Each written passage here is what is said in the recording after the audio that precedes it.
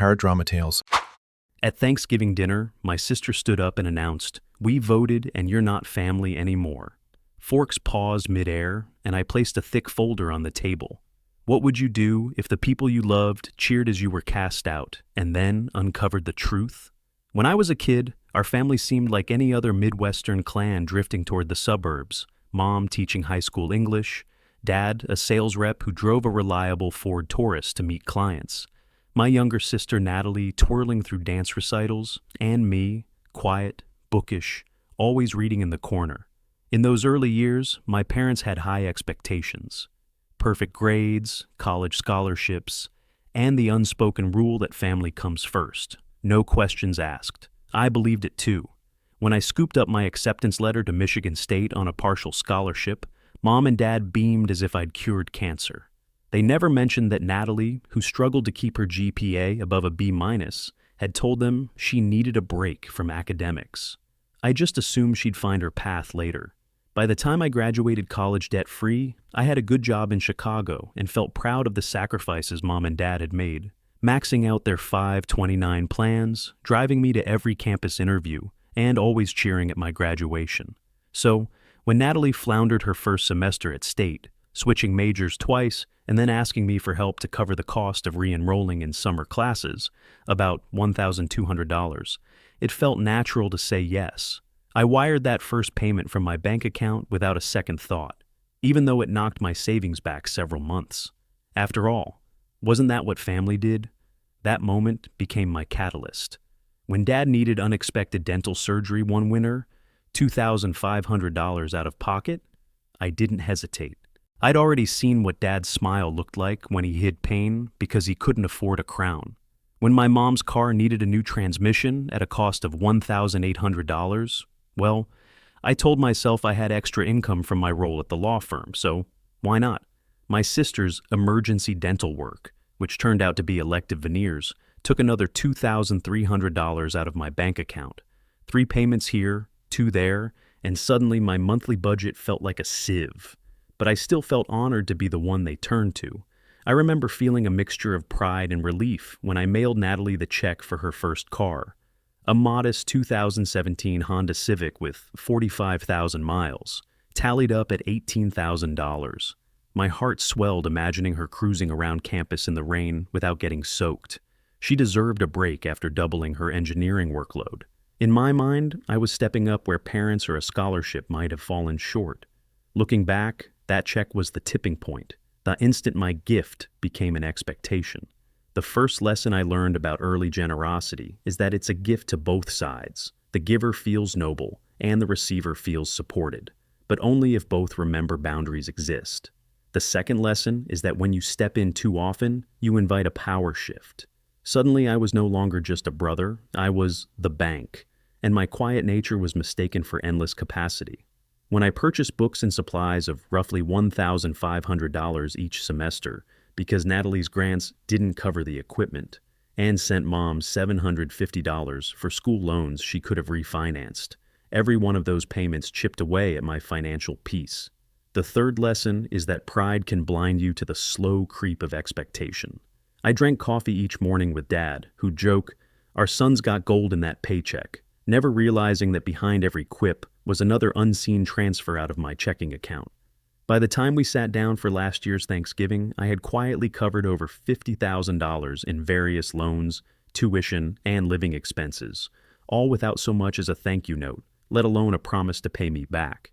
In a family vote to find someone else to support their endless needs, they thought they were exposing weakness. They didn't know that. Behind my calm exterior, I was already planning how to show them the truth.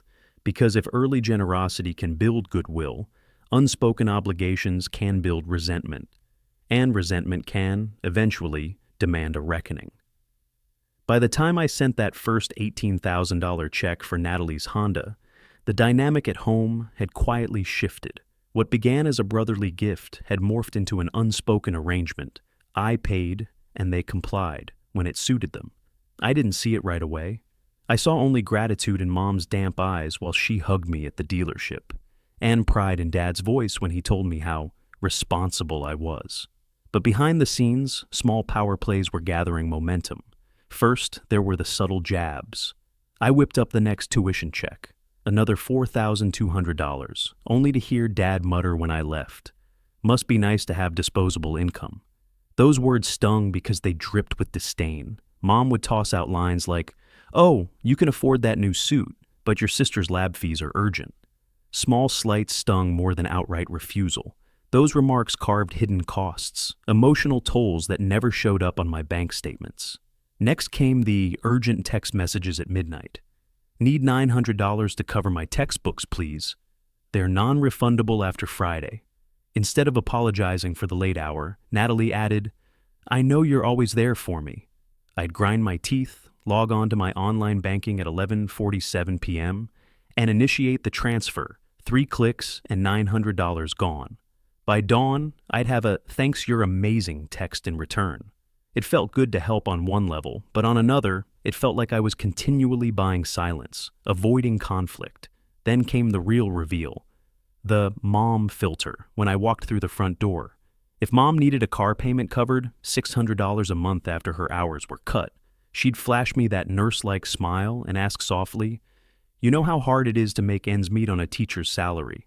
Meanwhile, Dad would excuse loud gatherings, claiming Marcus needs to blow off steam, even when his roommates occupied the living room until 3 a.m. But if I dared ask for quiet on a Saturday afternoon, I'd be labeled selfish or told, "You live with us. You should be grateful you have a roof." The real power play showed up at family dinners. Natalie would lean over to whisper to Aunt Karen, loud enough for me to hear, "He's so cold, never chips in except when he wants praise." My parents would shoot me a sideways glance, and suddenly I was apologizing for asking what hours the holiday lights had been hung. It was never overt. They never straight up said, "We own you." Instead, through passive-aggressive comments and squeaky sentences, "Oh, I guess not everyone can afford to help like you can," I learned that my money had become the house's hidden foundation. I felt trapped between my desire to help and the fading respect in their eyes. The final straw came when I overheard Dad on the phone, joking that I was the family checkbook. He laughed with his buddy. "Watch, if I nudge him enough, he'll buy us another vacation to Cancun." That was the moment I realized generosity had been weaponized against me.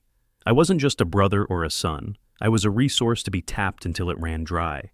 And so, I began tracking every dollar, every $25 here for lab fees, every $150 there for car insurance, everything documented in a spreadsheet I kept hidden on my laptop. The record wasn't just numbers, it was proof that their power plays, those sly comments and midnight texts, came with real, measurable costs. When I finally had enough evidence to confront them, I knew it wouldn't be about the money alone. It would be about reclaiming my self-worth, brick by brick, dollar by dollar. I still remember the day I surprised Natalie with the 2019 Honda Civic, its glossy black paint gleaming under the dealership lights, the odometer barely whispering a few thousand miles. I'd spent weeks scouting the perfect car, reliable, fuel efficient, something to keep her safe on campus trips. When I slid the keys across the desk, her eyes lit up in that way I'd always believed meant love and gratitude. Instead, that moment marked a turning point, a tipping point where generosity morphed into entitlement. At first, she hugged me tight, tears in her eyes. "You're the best brother in the world," she said breathlessly. I smiled, thinking I'd done the right thing. But that evening, as we all sat down for dinner, Dad praised the car, cheap insurance, good mileage, very you, he said, clapping me on the shoulder. Mom chimed in on car color choices and interior fittings. To them, I was the family's silent investor, the one who quietly fixed everything. Only later did I realize that lump in my throat was the first warning sign. The real escalation came 2 weeks later when Mom's washing machine died. Instead of replacing it with a modest model, she sent me a link to a $1,200 Samsung powerhouse with steam clean options and Wi-Fi connectivity. "It'll last years," she said. "I thought you'd understand quality appliances are important." But that night, as I handed over my debit card, another $1,200, I felt a flicker of unease. I joked that I was starting to run a home improvement business out of my savings, and she just smiled as though she hadn't caught my drift. Then came Dad's request, a Weber grill to outshine the neighbors. He deserved something nicer after his promotion fell through. The kicker was when he actually used that grill exactly twice, both times to show it off, not to cook. Meanwhile, I was still driving my decrepit 2015 Corolla, the paint peeling like old wallpaper. My parents never suggested that I needed a better commute to work. They only celebrated when I footed their bills. By the time Natalie sent me a text asking to co-sign a small business loan for her wellness cafe, I knew things had spiraled. She breezily laid out a plan, $30,000 for a lease, equipment, food permits. "You know, like you were always there for me," read the last line. I stared at the message, my heart pounding. That same night, while I lay awake, I tallied up the numbers in a spreadsheet I'd secretly started. $18,000 for her Civic, $1,200 for Mom's washer, $1,200 for Dad's grill, already over $20,000 in 3 months. And that didn't include tuition checks, textbooks, or the countless dinners I'd paid for on family outings. I felt as though I were hemorrhaging money and respect. Tension in the household skyrocketed. Natalie began inviting friends over at all hours, cranking Pokemon-themed study sessions until 2 a.m., with Mom and Dad offering no pushback. Yet, whenever I tried to have my friends for a quiet board game night, the living room had to stay tidy, stay quiet, or make room for Marcus's engineering club. I was a tenant in my own home, renting space for $800 a month while they treated me like a free ATM. The final straw arrived one Friday evening when I overheard Dad bragging to his coworker on speakerphone. "I got him to buy my grill, got her that car, and she still complains about my golf clubs." He laughed as though he'd cracked the code of sibling manipulation. That was it. I made the spreadsheet public, printed it all out, and started planning my exit. I knew I needed to confront them with numbers, not just frustration, to prove I wasn't being dramatic. The car I'd gifted was no longer a gift. It was currency in a game I hadn't agreed to play. That weekend marked the beginning of my plan to reclaim my life. I locked away my bank statements, organized every receipt, and rehearsed how I'd reveal the truth, that I wasn't their personal finance department. By the time dinner rolled around the following Thursday, I was ready. I'll never forget the night I finally sat down at my desk, opened a blank Excel sheet, and felt that familiar knot tighten in my chest. I knew what I had to do: gather every bank statement, screenshot every Venmo request, and log each transfer into neat columns: date, recipient, description, amount. At first, it was tedious, scrolling back through 3 years' worth of transactions, zigzagging between online banking and handwritten receipts kept in a battered shoebox. But as I typed in $18,000 for Natalie's Honda Civic on June 12th, 2019, $1,200 for Mom's fancy Samsung washing machine on August 3rd, $1,200 again for Dad's Weber grill on September 15th, I felt a cold clarity settle over me. This wasn't just a family helping each other out spreadsheet. It was a ledger of invisible obligations, of expectations unspoken but always enforced. For each entry, I added a note in the description column. Natalie's tuition? No, Marcus's 2020 fall semester, $3,500. Or Marcus's gaming chair, $400, ostensibly for study comfort. I discovered that I had quietly funneled over $78,000 into what they called family emergencies. $2,300 for Natalie's emergency dental work, later revealed to be elective veneers. $1,500 for Dad's back surgery that insurance covered 70% of, $12,000 toward Mom's credit card debt while she continued to dine out with friends, and $6,000 to cover cousin Laura's tuition gap when she got waitlisted for a scholarship. Even the seemingly trivial sums, $50 here for Natalie's dinner with friends, $75 there for Marcus's textbooks, added up, and I recorded them with meticulous precision. Each line felt like a brick in a wall of resentment I'd allowed them to build around me. The most wrenching part was seeing how they disguised what they asked for. Under date, I typed January 18th, 2021. Under recipient, I typed family visa, amount $3,700. Description, Mom's phone upgrade, everyone else has an iPhone 14. On another row, March 2nd, 2021, family bank, $19,000. Natalie's car gift. My eyes stung as the $19,000 glowed on the screen, so large and so real. I felt my stomach churn, and I leaned back, head swimming.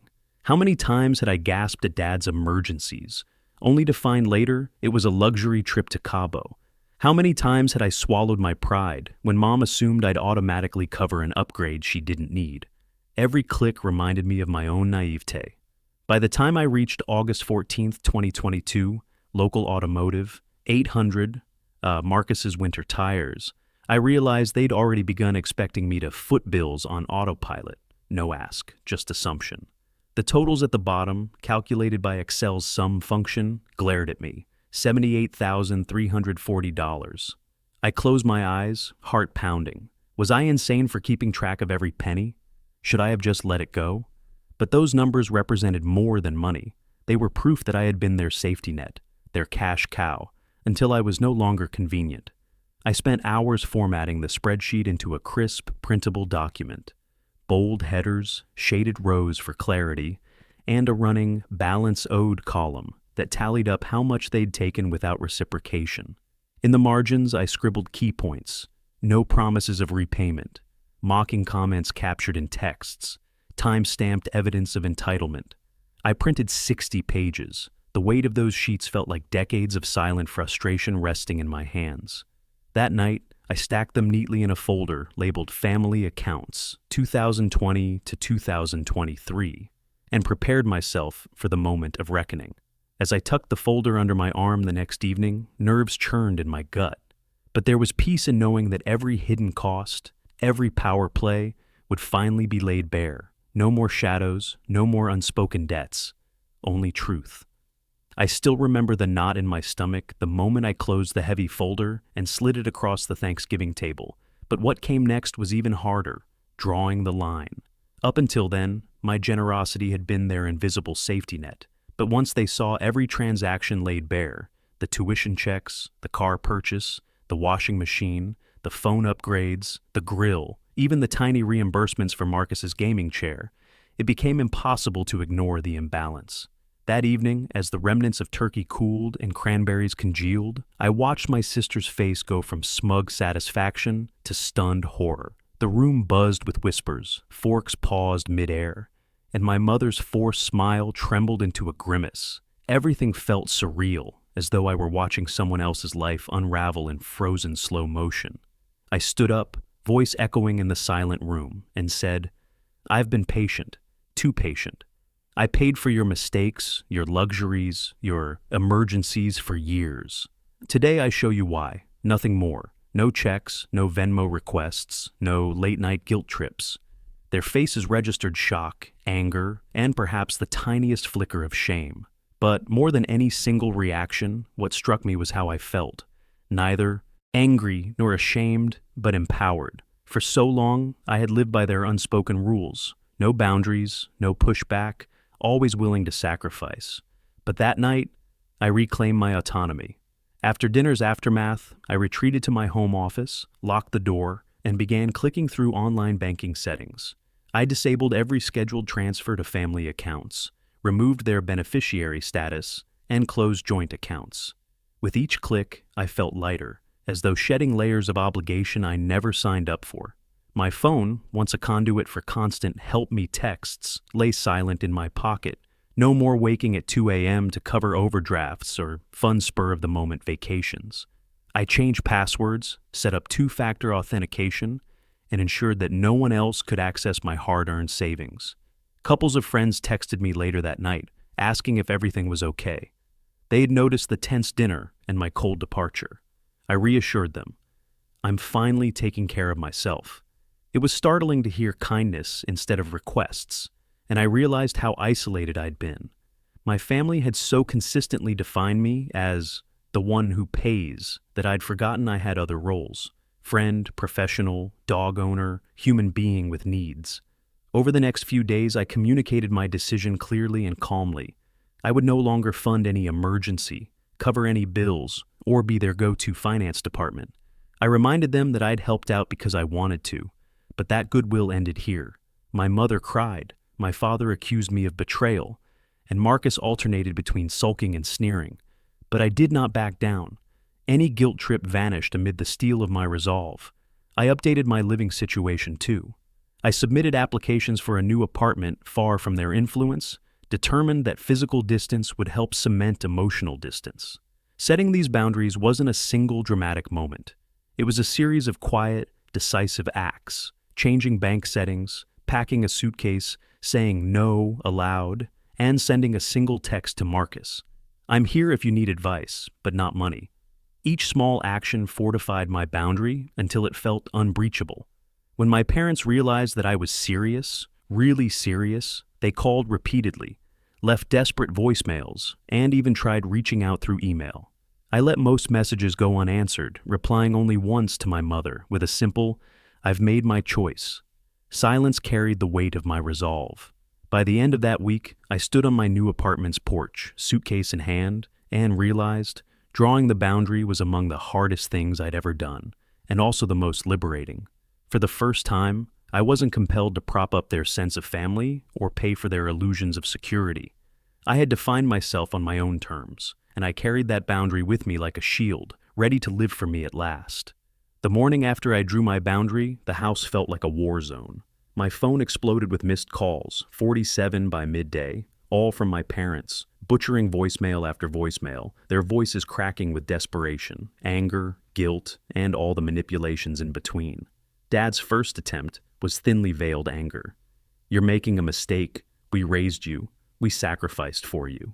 My reply was simple. "I've sacrificed enough." Mom tried sorrow, slow, deliberate sobbing that I could practically hear through the glass of my bedroom window. "You're hurting everyone, especially your own sister," she whimpered. But even Sarah's voice, usually my staunch ally, crackled with confusion and shame whenever she called. "This feels extreme," she'd say. "Can't we—" But I'd already ended that conversation. "I'm not the one who made it extreme," I told her. "I'm just protecting myself." At work, colleagues noticed my distracted countenance. I snuck off to the restroom twice in the morning because every time my phone buzzed, I flinched. My manager, Sarah T., cornered me near the water cooler. "Everything okay?" she asked gently, though I suspect she already knew the answer. "Family issues," I said. "I'm handling it." Her nod was sympathetic. She escorted me back to my desk with a bottle of water and a knowing look. It felt good to be seen as more than a comically generous older sibling. Meanwhile, my parents' outrage ricocheted through the extended family network like a tsunami. Aunt Linda texted, "I can't believe you'd humiliate your mother in front of everyone." Cousin Mark emailed, "We all thought you were a good son. What's changed?" My grandmother wrote a letter, ink-penned, shaky script, begging me to reconsider. "Blood is thicker than spreadsheets," she wrote. Even my childhood babysitter sent a gentle Facebook message. "I'm proud of you for standing up for yourself." The contrast between their reactions and my parents' furious rampage made me realize how isolated I'd been. Until now, when my story had leaked beyond our dining room. Inside the house, though, chaos reigned. I set up a discreet camera in my bedroom corner, partly for evidence, partly to reassure myself that my belongings were safe. Day one, I found my desk lamp knocked askew, and a framed photo of my dog turned face down. Day two, my prize coffee maker, purchased with bonus money, had vanished from the kitchen counter. When I accused Dad over dinner, his eyes darted away as though he'd been caught red-handed. "It might have been put away for cleaning," he mumbled. "Cleaning? Right." Dad's attempts at reason devolved into broadside guilt trips. He cornered me in the garage, booming, "After all we've done for you, this is how you repay us?" I stared back at him, heart hammering, and whispered, "I've paid for your emergencies for years. That's enough repayment?" When I walked away, his shoulders sank as though sinking into quicksand. Mom combined tears and sweet talk, ambushing me in front of the television. "We're worse off without you," she said, voice trembling. "Don't you care about little Ellie?" I looked at the TV, a cooking show, harmless, and replied, "I care about Ellie, but not at the expense of my own well-being." Her face registered shock, then anger, and she left the room without another word. Sarah, ever the peacemaker, tried to bridge the gap. She knocked on my door late one evening. "I'm sorry this got so ugly," she said. "I miss you." My throat tightened. I miss you too, I said. But I can't go back to being your bank account. You saw it unfold at Thanksgiving. We can't pretend that didn't happen. Her eyes glistened with tears, and she nodded, understanding. Just be safe, she whispered before leaving. By week 2, the family had split into clear factions, those who quietly reached out to offer support, and those who remained convinced I'd done the wrong thing. Yet, amidst the din of their disapproval, my sense of peace grew stronger. I no longer bristled at my phone's buzz. I'd muted my parents' numbers. The first night of real sleep, deep, uninterrupted, felt like the world's best gift. For years I'd been the fixer, the ATM, the invisible caretaker. Now I was simply me, someone deserving of respect, boundaries, and a life free of emotional blackmail. The fallout wasn't clean or painless, but as the days passed, the rancor in my parents' voices faded into a hollow echo. On day 10, I found a text from Dad. Let us know if you change your mind. I ignored it. That silence was my final boundary. I was done apologizing for valuing myself. The house was shattered, but I had reclaimed my life. And sometimes that's worth more than any Thanksgiving can teach. The days after Thanksgiving felt like wading through a fog of shock and relief all at once. Every morning, I woke to silence instead of the hum of passive-aggressive texts and frantic voicemails. And for the first time in a decade, it didn't feel empty. My apartment, once a place I returned to only to recharge my emotional batteries, became my true refuge. I started each morning with a simple ritual, brewing a cup of coffee in peace, taking slow sips on my balcony as the winter sunlight crept across my living room floor. Without the constant pressure of family obligations, I realized how tightly I'd been wound for years, always ready to answer yet another emergency call, expense after expense, while my own needs were shoved aside. In the cold light of that silence, I finally saw how much I'd given away just to keep a family name intact. The first item on my priority list was my health. I booked a long overdue checkup with my eye doctor. No co-pays, thank you.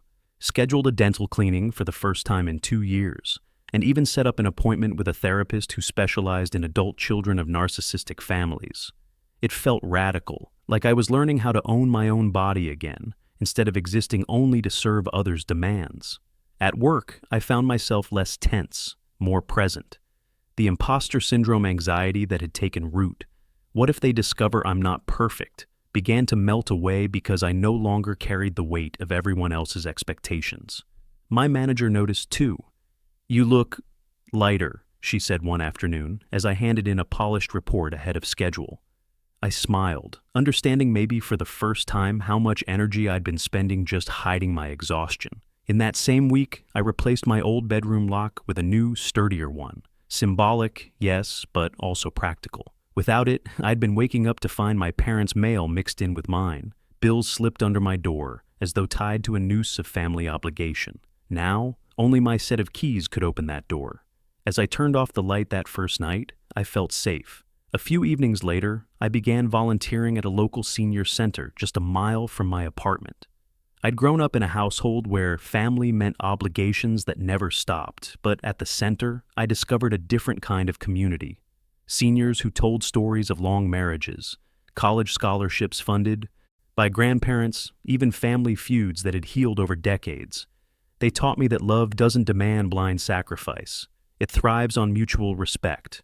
Meanwhile, a steady trickle of messages, some nostalgic, some resentful, drifted in from my parents. They learned I was no longer an emergency lifeline and had started sending sporadic notes, each draped in guilt.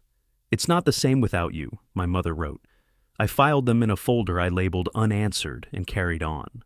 My brother-in-law Joel texted me a month after Thanksgiving, checking whether the allegations were true.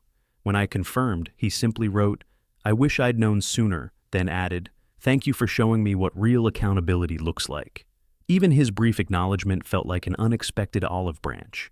But I didn't rush back. Instead, I used the extra time and energy to invest in myself.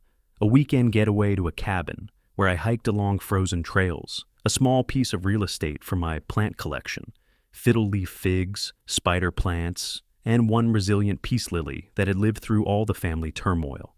I even treated myself to a manual typewriter, a nod to the letters I never chose to send, but would one day place in an archive for my own children to read. Most importantly, I began writing. Late at night, when the city quieted, I poured my experience into a blog post and shared it with a small online community of family care advocates. Their responses poured in. "Thank you for your courage. I've been there. Your story gives me hope." In their words, I discovered that the hardest things, setting boundaries, saying no, could lead to the truest form of belonging, the one we give ourselves. By the end of those 500-odd words, I realized something crucial. Reclamation isn't a one-time act.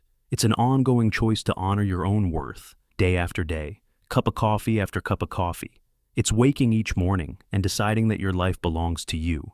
And if other people can't love you without extracting every dime and ounce of your sanity, then that reflects on them, not on your capacity for love. Tonight, as I close my laptop and watch the snow gently settle outside, I know I'm finally living the life I was meant to, unburdened and authentically free. If my story resonates with you, please consider sharing it, because sometimes the bravest thing we can do is show up for ourselves, and in doing so, show others that they deserve the same. The morning I hauled the last of my boxes down the hallway, the house felt unbearably silent. No parents' urgent whispers from the kitchen, no faint clatter of Natalie's laptop gaming at 2 a.m. I locked the door behind me for the final time, and for the first time in years, there was no knot in my chest. I'd signed the lease on a modest 2-bedroom apartment 3 states away, but today I felt the distance all the same. It wasn't just physical miles that separated me from my old life. It was emotional emancipation. Driving away, I glanced in the rearview mirror as the familiar blue siding of my childhood home shrank into the horizon. I didn't look back again. My new apartment building was a converted mill, brick walls kissed by morning sunlight, creaky wooden floors that echoed with the laughter of unlikely neighbors. On move-in day, a retired gentleman named Mr. Vargas shuffled down the stairs, carrying a welcome basket of key lime pie. He offered a wry smile as I wrestled my Turkish rug into the living room. "Welcome to the neighborhood," he said. "You'll like it here. Folks mind their own business, but lend a hand when needed." I realized then that independence could live alongside community, something I'd never quite balanced before. That evening, I assembled my IKEA bookshelf, following instructions with a patience honed by years of forced problem-solving. When all 6 shelves finally clicked into place, I lined them with books I actually wanted: a battered copy of Steinbeck, an engineering text on renewable energy, and a small photo album from childhood trips that didn't involve family drama. I drank a glass of wine, feeling the weight of obligation lift with each shelf I dusted. For the first time, my home was truly mine. I settled into a routine that felt alien, yet exhilarating. Mornings now began, not with dread of family demands, but with a run along the river path, fresh air blowing through my hair as geese glided across the water. I returned to my apartment to brew a perfect cup of coffee on a French press, savoring each sip. Workdays were calmer. Without texts demanding last-minute cash transfers, I focused on architectural design projects I genuinely cared about, rather than juggling calls from parents asking me to cover dentist bills or hotel nights in Santa Monica. My manager commented on my newfound focus. "You're more creative lately. It's like you finally have room to breathe." Weekends were for rebuilding friendships I'd neglected. I joined a local book club, met at a coffee shop, with mismatched chairs and mismatched conversations. There, I found kindred spirits, a retired teacher who remembered me as a shy kid from the neighborhood, and a graphic designer who shared her experience navigating a difficult family. We laughed over latte foam and dog-eared novels. I realized how isolation had prevented me from seeing the support I'd needed all along. Therapy, too, became a sanctuary. In those midweek sessions, I unspooled decades of guilt and obligation, moments I'd sacrificed my own dreams for others' comfort. My therapist, Dr. Chen, helped me dismantle the notion that family meant endless financial servitude. "You deserve boundaries," she reminded me. "You're not responsible for their choices." Each word felt like permission to reclaim a piece of myself I'd lost. As month 2 rolled in, I tackled practical tasks I'd long postponed, updating my will, setting my parents' contact info to emergency only, even changing my insurance beneficiaries to include my own bank account instead of their names. When I paid my first mortgage equivalent rent entirely from my own earnings, without splitting it for household goods, I felt a surge of pride. I was paying for a life I wanted, not buying into someone else's script.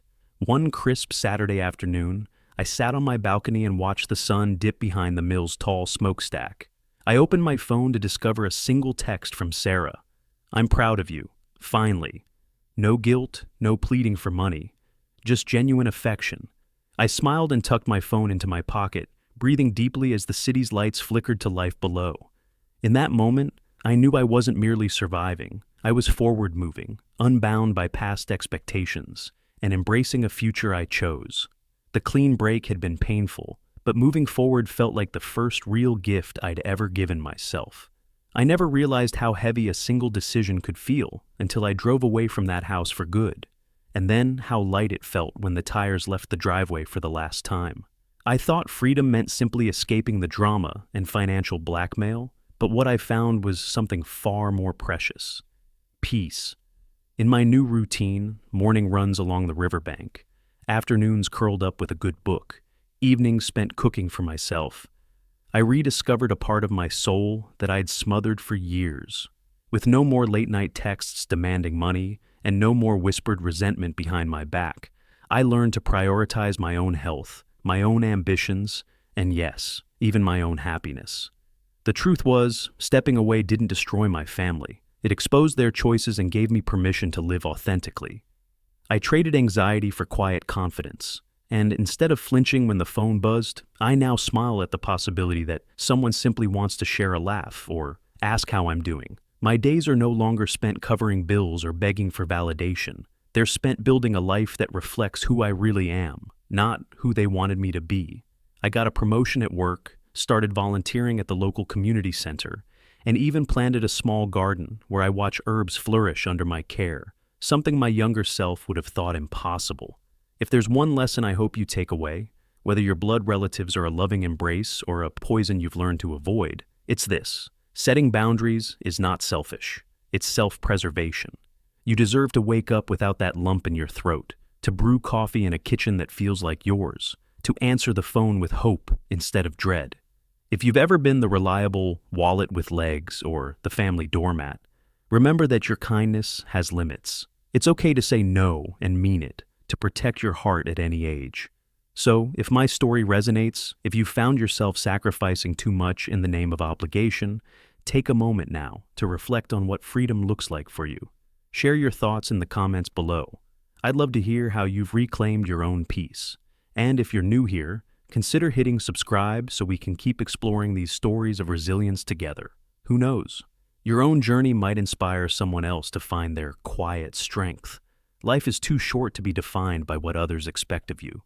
Let's choose to live fully, fiercely, and on our own terms.